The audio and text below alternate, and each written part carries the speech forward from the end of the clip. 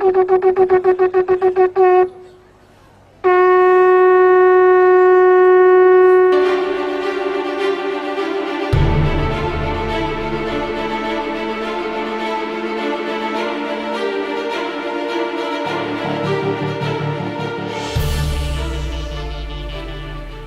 it's Jim Hutchins for the Jerusalem Connection Truth Report for this week. Are you aware that there are 6,807 times in the Scriptures that God's name is revealed, but it's never been translated? Nearly 7,000 times His name. Rather, in the Old Testament and in the New, our God is referred as to the Lord, or Hashem, or Adonai, but His name is not mentioned. Wherever you see Lord in the Old Testament in all capitals, that's His name. So what is His name? He tells us. Exodus chapter 3 and verse 15, God said to Moses, "Say to the Israelites, Yahweh, Yahweh, the God of your fathers, the God of Abraham, the God of Isaac, God of Jacob, has sent me to you. This is my name." Yahweh is my name. Forever. This is my name forever, the name by which I am to be remembered from generation to generation. Has He been remembered from generation to generation? Hardly. His name is hardly known among Gentiles. It's known among Jews, but it's not mentioned. Why is it not mentioned? Because the rabbis have said, don't mention it. It's too holy. It's too reverent.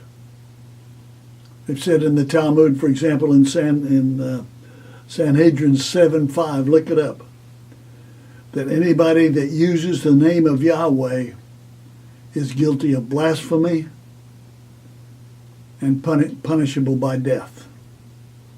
So they've not used it. And American translators and English translators of the Bible have deferred to that. So we don't hear from our English translation. The only Bible that I'm aware of that uses it is the Jerusalem Bible. It's a Catholic translation. But they use Yahweh throughout it. But God says, that's my name.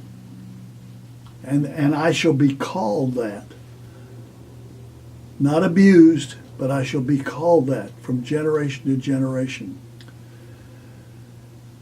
God also says in Malachi chapter 1 and various places throughout the Tanakh or the Old Testament, says in Malachi chapter 1, my name, Yahweh, my name will be great among the nations, among the Gentiles.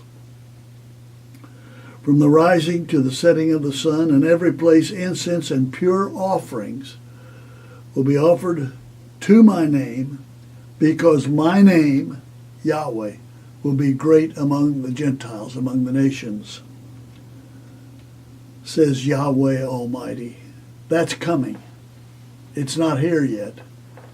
There's no glimpse of it, as a matter of fact, but it is coming. As a matter of fact, Jesus said this, in this connection. In Matthew chapter 23, verse 39, Jesus said to the religious leaders of the day and to the residents of Jerusalem, He said, "O Jerusalem, Jerusalem, you who kill the prophets and stone those who sent you. How often have I longed to gather your children together as a hen gathers her chicks under her wings." This is Jesus speaking to the Jews of Jerusalem.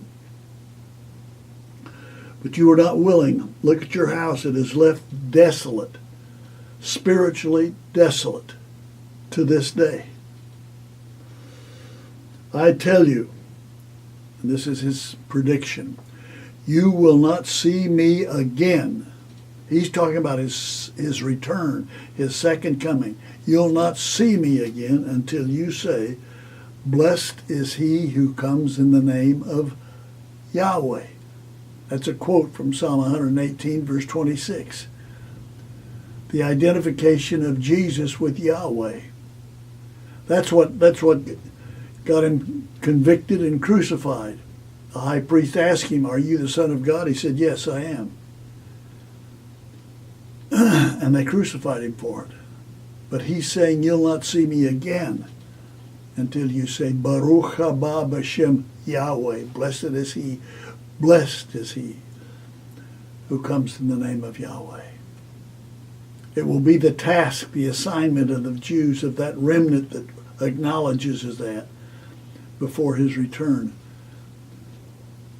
that proclaims it throughout the nations. A remnant that shall develop,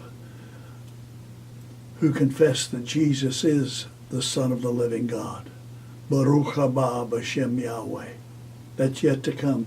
They'll do that when their backs are to the wall, when their very identity, their very existence is once again called into question. But it will happen. But it will not happen before he comes. That precedes his second coming. Baruch haba b'shem Yahweh. And that's the truth.